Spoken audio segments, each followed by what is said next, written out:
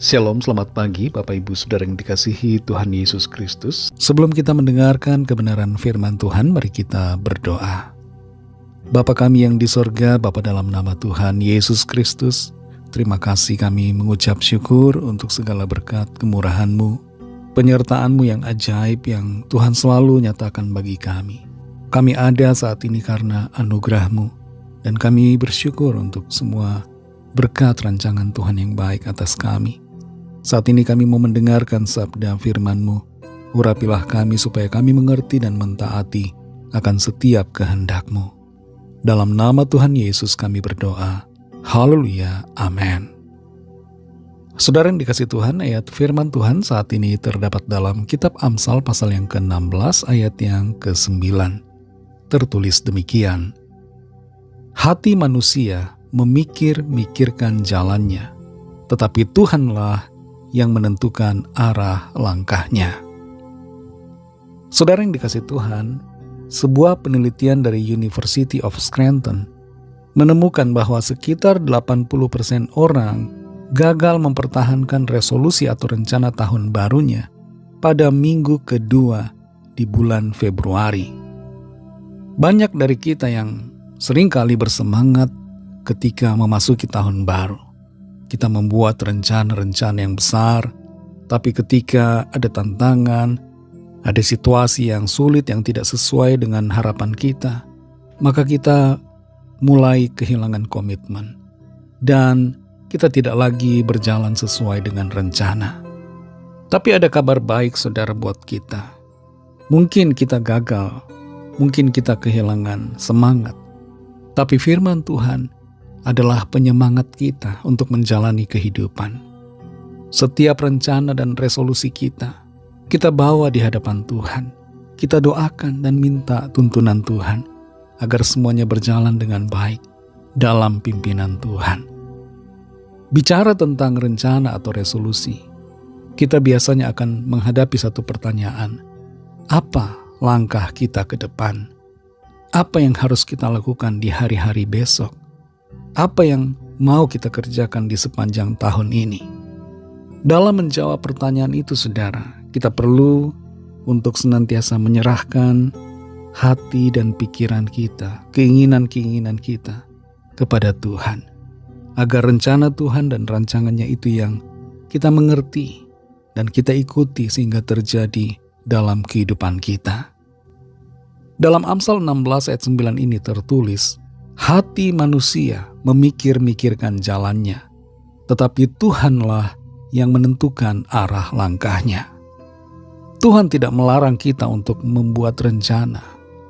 Kata memikir-mikirkan di sini menunjukkan bahwa kita diberikan akal budi, diberikan hikmat untuk menyusun strategi, menyusun rencana, membuat target, dan bercita-cita untuk mencapai sesuatu.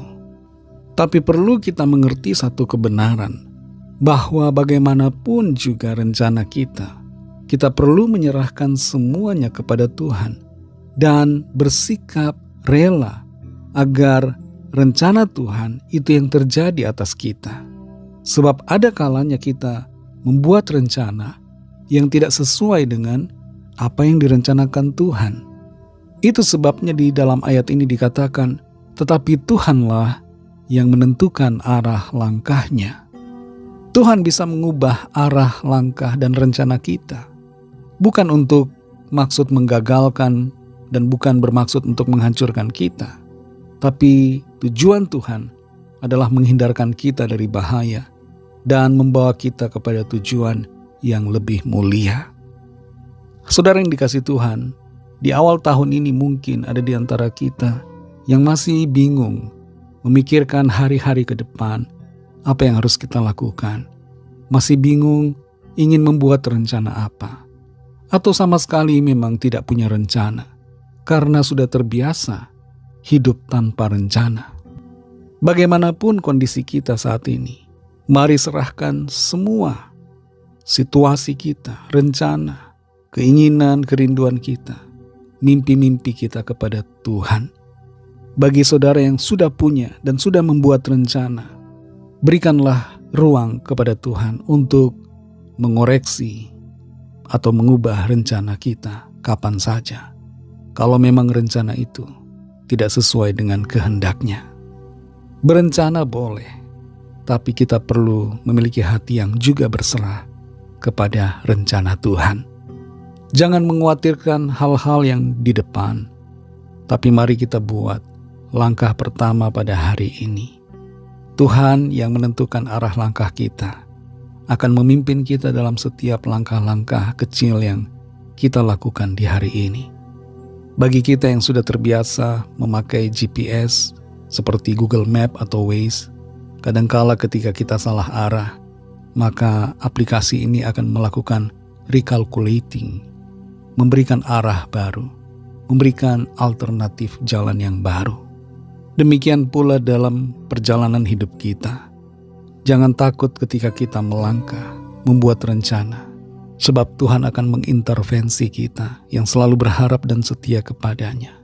Dan Tuhanlah yang akan menuntun kita, merekalkulasi jalan-jalan kita, sehingga kita akan sampai pada rencananya yang mulia. Mari kita berdoa. Terima kasih Tuhan Yesus, kami bersyukur untuk firman-Mu yang sudah kami dengar. Engkau adalah Bapa kami yang baik yang selalu menuntun kami. Engkau pribadi yang melihat langkah-langkah kami.